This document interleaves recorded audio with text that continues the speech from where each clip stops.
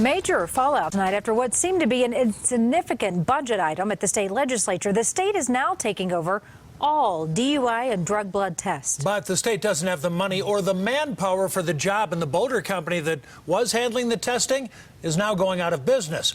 CBS 4 political specialist Sean Boyd live at our Capitol. Sean, boy, the CBI taking on a lot of work here. And Jim, an additional 8,000 tests a year, and the lab already has a history of faulty tests.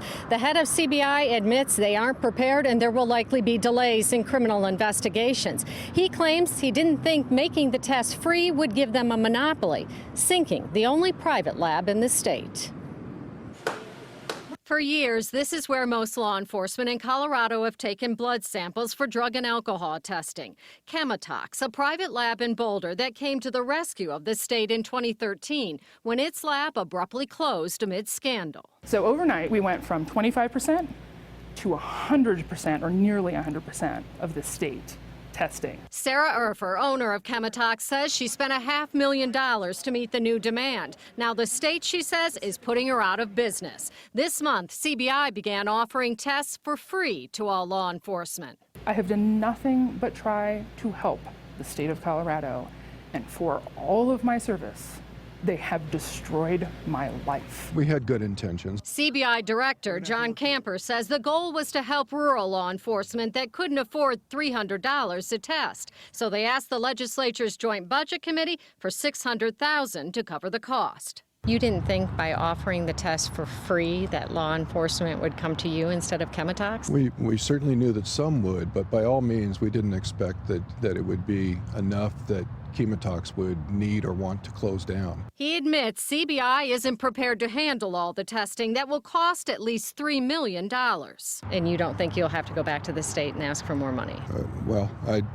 It's certainly not my intention to do that. What do you say to law enforcement about turnaround time? We need to evaluate how we can best provide that service and make sure that we keep turnaround times going quickly. I can't see how there won't be delays, though. I can't either at this point. I'm foreseeing a house of cards here. State Representative Jonathan Singer says lawmakers were blindsided. We need hearings on this.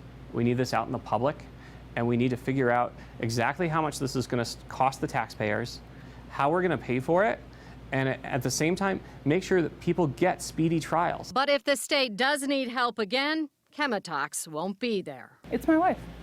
It's everything. And I stand to lose all of it. Urfer says she's lost 75% of her business in just 3 weeks. The chair of the Joint Budget Committee told me they thought the money they were approving was to help out rural departments only. The committee does meet Friday, and they will be revisiting this. Live at the Capitol, Sean Boyd, covering Colorado First. Interesting story, Sean. Thanks. Well,